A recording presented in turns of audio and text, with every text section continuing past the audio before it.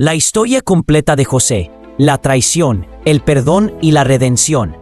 La historia de José comienza en la tierra de Canaán, donde vivía un hombre llamado Jacob. Jacob había tenido 12 hijos con 2 esposas y sus respectivas sirvientas, pero su amor más profundo era por Raquel, quien le había dado a su hijo más joven, José. Desde su nacimiento, José fue su hijo predilecto, y Jacob no escatimó en mostrarle su cariño. La muestra más obvia de este favoritismo fue la túnica multicolor que le regaló, un símbolo de su amor especial.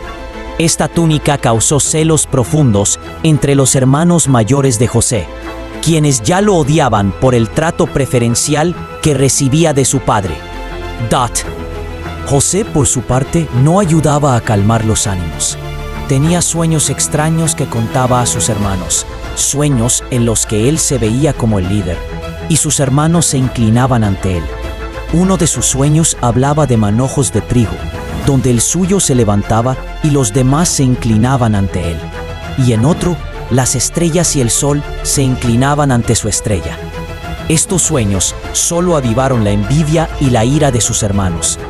Finalmente, los hermanos no pudieron soportar más. Un día, cuando José fue enviado por su padre a ver cómo estaban sus hermanos en el campo, los hermanos lo vieron venir a lo lejos.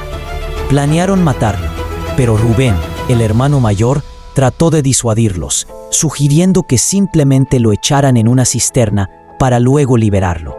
Sin embargo, cuando José llegó, lo agarraron y lo despojaron de su túnica multicolor, arrojándolo al fondo de la cisterna. Mientras José yacía en la cisterna, los hermanos discutían qué hacer con él. De repente vieron una caravana de mercaderes ismaelitas que se dirigían a Egipto, y el corazón de Judá ideó un plan. ¿Por qué matar a su hermano si podían ganar algo de dinero con su traición? Decidieron vender a José como esclavo por 20 piezas de plata. Los mercaderes tomaron a José y lo llevaron a Egipto. Mientras los hermanos mataban un cabrito y empapaban la túnica de José en su sangre. Luego regresaron a casa y le mostraron a su padre la túnica, haciéndole creer que su hijo había sido devorado por una bestia salvaje. Jacob, al ver la túnica, se quebró de dolor. Lloró amargamente, lamentando la pérdida de su hijo favorito. No podía consolarse, y durante muchos días se negó a ser consolado, creyendo que José había muerto. Mientras tanto, en Egipto, José fue comprado por Potifar, un oficial de alto rango en la corte del faraón, comandante de la guardia del rey. Aunque era un esclavo, la mano de Dios estaba sobre José. En todo lo que hacía, prosperaba, y pronto Potifar lo puso a cargo de toda su casa. Dios lo bendijo enormemente, y José se ganó la confianza de su amo. Sin embargo, la esposa de Potifar comenzó a fijarse en José, y viendo su belleza, trató de seducirlo repetidamente. José, lleno de principios y temor de Dios, siempre rechazaba sus avances. Él le decía, ¿cómo podría hacer tal mal y pecar contra Dios? Un día, cuando Potifar no estaba en casa, la esposa de Potifar lo agarró por su túnica y le pidió que se acostara con ella. José, con valentía y sin dudar, huyó, dejando su túnica en manos de la mujer. Ella, llena de rabia y despecho, lo acusó falsamente de intentar violarla, lo que resultó en su encarcelamiento. José fue arrojado a la cárcel, pero aún en la oscuridad de su encarcelamiento, la mano de Dios seguía con él. En la prisión, José ganó el favor del jefe de los carceleros, quien lo puso a cargo de todos los prisioneros. Un día, 2 oficiales del faraón, el copero y el panadero, fueron encarcelados por motivos desconocidos. Ambos tuvieron sueños inquietantes, y José, con la gracia de Dios, fue capaz de interpretar los sueños de ambos. El copero soñó con una vid que tenía 3 ramas, que florecían y producían uvas, las cuales el copero exprimió en la copa del faraón. José le explicó que en 3 días sería restaurado a su puesto como copero.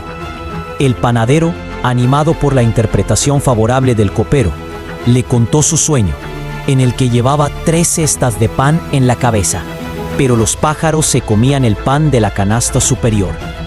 José interpretó este sueño diciendo que en 3 días sería ejecutado.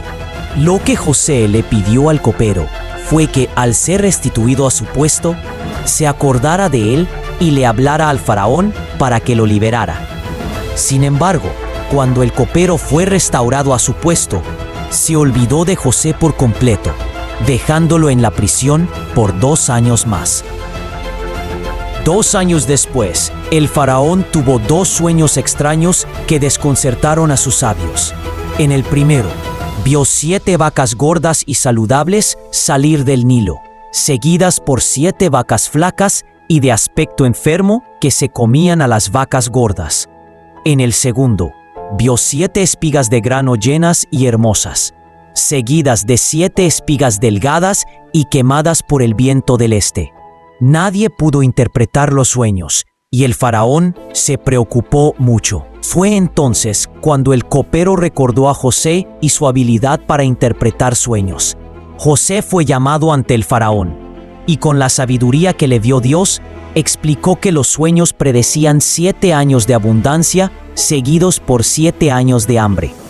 José sugirió que el faraón debía buscar a un hombre sabio para administrar los recursos durante los años de abundancia, para que Egipto pudiera sobrevivir a la hambruna. Impresionado por la sabiduría de José, el faraón lo elevó a la posición de segundo al mando en Egipto, encargándole la tarea de organizar el almacenamiento de grano. José pasó a ser el hombre más poderoso de Egipto después del faraón. Con su capacidad de liderazgo y su sabiduría, Egipto se preparó para los años de escasez. Mientras tanto, la hambruna llegó a Canaán, y la familia de José también sufrió. Jacob, al darse cuenta de que había grano en Egipto, envió a sus 10 hijos mayores a comprar alimentos. José, al ver a sus hermanos, los reconoció de inmediato. Pero ellos no lo reconocieron, pues habían pasado muchos años desde que lo vendieron como esclavo. José, con un corazón lleno de emociones encontradas, decidió poner a prueba a sus hermanos. Les acusó de ser espías y los mandó a traer a su hermano menor, Benjamín, como prueba de que no mentían. Después de varios encuentros y pruebas, José finalmente no pudo más y en un emotivo momento se reveló a sus hermanos.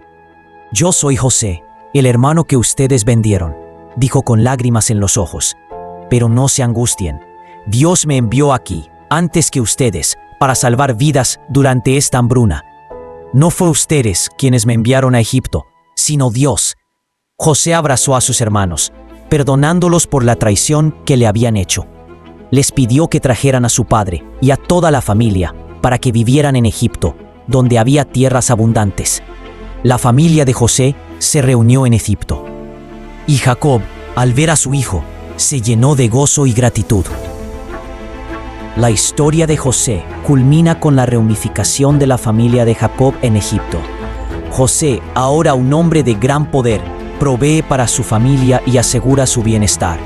Jacob, en su vejez, bendice a sus hijos y reconoce que a través de los sufrimientos de José, Dios había obrado para bien.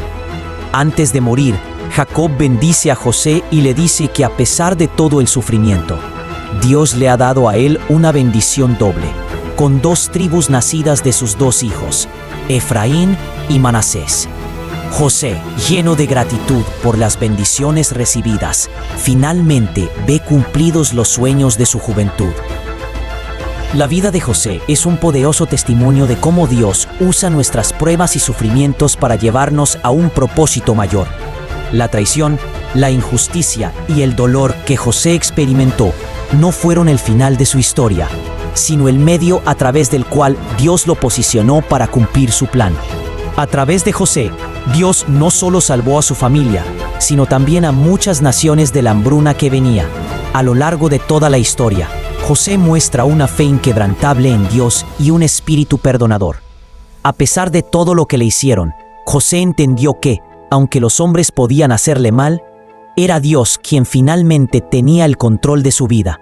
El perdón, la fe y la confianza en el plan de Dios son los pilares sobre los cuales José edificó su vida. y su historia sigue siendo una fuente de inspiración para todos aquellos que atraviesan dificultades.